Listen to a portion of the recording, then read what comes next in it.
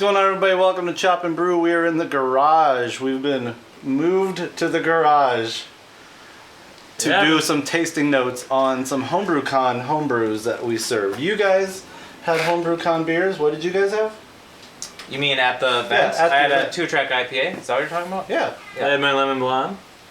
So our friends with the Nordeast Brewers Alliance were cool enough to give us access to a couple of lines at their club night booth because we are not a club per se, or at least we didn't feel like putting in the man hours and the time to work a booth. That's probably more accurate. Yeah. So we got some friends to hook us up with a couple of lines. Nordeast Brewers Alliance, thank you so much. They poured Paul's beers. So the two beers I made were the Rye Stout plus Espresso 2.0, and then my Lavender Wit that I try to make every summer when possible.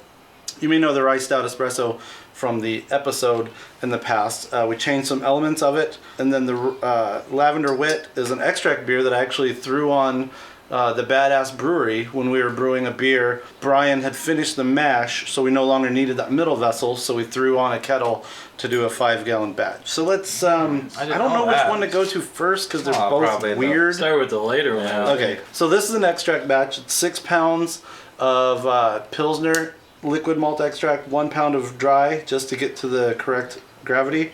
Saats, Tettnang, coriander. It called for bitter orange peel, but I only had sweet because of my supply. And then lavender was the secret spice. How do you get the lavender when you are making a beer like this? In this case, I used to get it from Northern Brewer. They no longer carry it, but my culinary genius friend across the street, Xander, had some. And I don't know if he uses it Just the for plant tea blends. It's the little purple flower. Yeah. Purple flower? No, we have lavender plant. Right. I just didn't know if you pick it it's off just the the thing petal. and. I usually get them dried, and it's a little goes a long way. This honestly is too long of a way, Really? and it does. I kind of feel like so. The base beer is a wit beer, based on Extreme Brewing by Sam Calagione, way back in the day book, and it's cool. It's a wit beer that he just says throw in a pinch of something, and then he lists a list of examples of something, whether it's cinnamon, vanilla. He never suggested lavender, but I went for it. How much lavender do you think you use? I would say it's a tablespoon at the most. In a 5-gallon batch? Yeah, and it goes in at like 5 minutes. So this is essentially, usually it's called the pedal pusher. I like to just put a lot of weird things in it. Usually it has rose hips, and I feel like the rose hips kind of add a tartness and a tannickiness that is not in this one. This one finishes a little sweeter than any of the past 4 versions. What's the yeast on this one? Interesting question, Dono. So usually I would use Forbidden Fruit from Yeast, which has been discontinued. Yeah. What? I asked Obi-Wan Dawson Nobi about what yeast he would suggest in place of Forbidden Fruit, and he suggested the Grand Cru strain from Omega. Oh. So that is what this is, and I, based on just Grand Cru alone, I would not have thought that that's a wit beer strain, but... Isn't there a wit beer yeast strain? Yeah, in Extreme Brewing, they lay out like the 2 or 3 ones that you would think White Labs and Yeast have, but they threw out Forbidden Fruit, and back in the day, it just sounded interesting enough to where I went with it. Right. So that's what I went, and it's a little less phenolic-y and crazy. It kind of led a little more like pear and peach than clovey, Belgian-y. So I kind of liked it. It was a little more subtle, and for one reason or another, Dawson seems to think that Grand Cru is closer along those lines from Omega. Okay. So what do you guys think? You think this is too much lavender? Maybe not now that I'm drinking it. You can taste the coriander, you can taste that yeast. I think But the lavender is still high in it, for sure. I think it'd be interesting if I didn't know it was lavender. It'd probably drive me nuts trying to figure out what You've had this before, so you know what the lavender tastes like. I've never had it. I don't know what lavender really tastes like. Okay. But yeah, I get the yeast, I get the spicy phenolics and whatnot, but yeah, there's something that I can't identify, but that must be. It's kind of clovey. I'm very happy with how well it attenuated. It started at, for extract, all extract, 1045, went down to 1009. That's good. So that was nice. The worst thing that could happen with a beer like this is that it stops at 1017 and it just tastes like a mouthful of syrup. I don't know that I would have guessed that it was extract, which is pretty interesting, because a lot of times I think, sometimes you can tell, but one thing I was curious about was the yeast, because I feel like it's more of a bite I was wondering if you actually use a dry yeast because it just has more of a interesting kind of dry yeast bite that I feel like I'm getting. But that could actually be from other ingredients too. It could be. It But could you be from did that use a orange peel. liquid. It could be from the hops even. Yeah, and there's coriander and other things too. It has wheat too. I spoke out of turn. It's not 6 pounds of pills. I can't remember. I have the ingredients and then I have this off note. Somewhere in there's a wheat malt extract and Pilsner, which makes sense. It's supposed to be like a 50-50 split. Is it 1 pound of wheat DME maybe? Maybe. I don't know. We'll figure that out and put it below this video. Yeah. But it's definitely, I mean, you can tell by the way it looks. It's definitely got wheat influence from somewhere. It's hazy. It's cloudy. Little haze. So I wonder if that little bit of haze is contributing to that bite you're talking about. Yeah. I'm not sure. Weird random side note. Once I made this beer with no lavender in the boil, and I experimented with just doing the lavender back when I bottled. I put the lavender only in the priming solution. So I essentially made like a steeped lavender Sugar water. Right, and it turned out purple. It was crazy. Wow. Oh. Not the beer itself, just that, cup and a half of solution. So, Huh. very But not cool. when you put it into the whole boil kettle, it didn't extract that much color. No, well, I You put it in the end. bottling bucket. Yeah. Right, but the other time you put No, it into never. the You boil. can see it never. I mean, it's like a pinch, literally. So, definitely be careful with lavender, especially with a beer that's already got coriander in it. You could end up with a soap bomb very easily. Oh. But I like this. This is one of Elsa's favorite beers. So this is the first time I made it in a couple of years. She was excited to see it come back from Homebrew Con with a couple of gallons left in the keg. Good springtime, summertime beer. Appreciate you guys' input on it. That was cool. Extract. So let's go to Rye Stout plus Espresso 2.0. It's pretty much the same recipe. It's a brew in a bag. We're at the scene of the crime.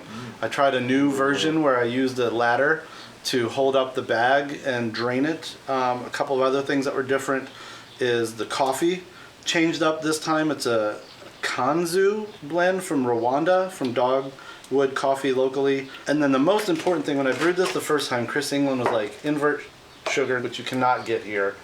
I did Simplicity 0 level bond, basically white candy sugar, and it fermented really dry. Okay. In lieu of invert, he suggested something called jaggery, or what turns out to be really called palm sugar, which you can find in a lot of Asian markets.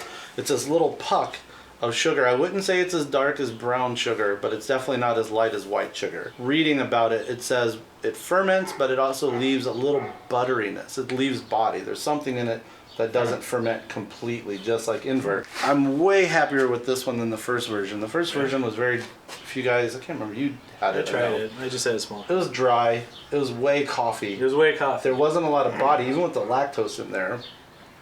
Yeah, I didn't. Yeah, This from what has I a- remember. Big coffee aroma, Yeah. and it's in the flavor also. Same process with that. Just put in it, flame out, and steeped for about 7 or 8 minutes. Not boiled. This is a different coffee than last time. Right? Yeah. Yeah. Last time I remember it was huge coffee, but if you wouldn't have told me there was lactose in it, I wouldn't have guessed. Is there Last lactose time- in Last this? time. There is lactose again, still just the same half pound. I think the palm Half sugar is pound. what's doing the good thing for the body on this one. Yeah, this I is feel it nice. doesn't taste as dry and How like, big a beer is this? it's pretty small still. It's 4.6 ABV. Oh yeah. 1052, 1017. It was a brew in a bag, so it's all malt and grain and the lactose. The yeast on this was the first time I ever used an imperial yeast strain, the little mini cans, and it's the one that they call Darkness. They suggest it for porters and stouts, and that son of a dude, it was fermenting like an hour and a half later. Was that- those and that's the same experience Did you with. just pour the can in? Yeah, it comes kind of with Okay. instructions. You basically invert it. You don't want to shake it, but you also don't want to take it out. Unlike the Y yeast from back in the day where you take it out maybe even the day before brew day, but definitely at the beginning. They suggest, and I talked to Jess from Imperial at Homebrew Con a bit, he was like, keep it refrigerated till the second you use it. Because it, like as soon as it starts warming up a little bit, it gets activated. Oh. It's this little can, and you don't want to Yeah. like spread yeast all over your Yeah. your brew room. You want it in your fermenter. So both times I've used Imperial so far, those things have gotten to work quick, and they've gone. I mean, this went to 1017, which sounds high, but considering that it's got lactose and the palm Yeah. sugar, And also, some roasted grains probably Yep, too. and it mashed at like 156. Ooh. So again, that was another thing. The first time around, we mashed it kind of low. So we fixed at least 3 things in this iteration. One of those beers, and I've had this happen with my robust porter too, where it doesn't finish as low as most of my other beers, but actually that's all for the best. Yeah. If this was a 10-10 beer, it would be more Yeah. along the lines of what you're talking about. The previous one would be maybe a little bit too dry, not enough body. You can almost dial up that lactose even to a pound maybe. I thought about it and I was like, let's change 2 things. Yeah. But yeah, I would like to see what In the future, that does. maybe. Very nice though. Yeah. It's really good. Really. Both of these were quick beers too. I mean, they were brewed within 2 weeks of Homebrew Con. I remember that. Served I at was Homebrew wondering, Con. like, is Chip gonna Well, get these beers going, or what's happening here? And because of what I'd heard about the Imperial yeast, I knew the coffee one would be okay. The Omega with the lavender wit actually went really well. While I mentioned that, I should give a shout out to Brian with Short Circuited Brewers. He kind of reminded me how cool this beer was because he brewed a lemon, they called it Hippie Farm Lemon Lavender Saison. And you should check out his channel on YouTube for real. This guy does like long live sessions of brewing, takes questions, takes input, and does a lot of tasting notes. He's kind of been putting the 3 of us to shame with his frequency. So you guys should be checking that out if you're interested to help fill the void between the 3 of our channels. I would say that all of our Chop and Brew beers were kind of a hit at Homebrew Con. People were coming over there. We had a couple of opportunities to point people in the right direction.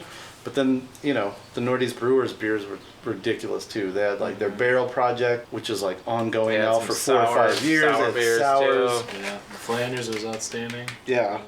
Oh, we had snack sticks. Oh, on the table. Oh, you know what? 5 seconds. So, yeah, I wanted to get some tasting notes in before these are gone. Also, we'll drink that. I'll drink that. Next thing you know, they'll be empty. So, shout out. We'll put the recipes below. Thanks for everybody that came by the Nordeast Brewers Alliance booth to enjoy Chop and Brew beers. We had a great time seeing everybody. Artemis was killing it on stage, so I felt like we had our own house party, like right there in front of the stage. That was a lot of fun. Let us know if you brew these, and we'll see you in Portland, Homebrew Con 2018, June 28th through 30, right? I think it's later in the month. I don't know. Check the website. All right, chop for chop. Brew for Brew brew. for brew. Clink.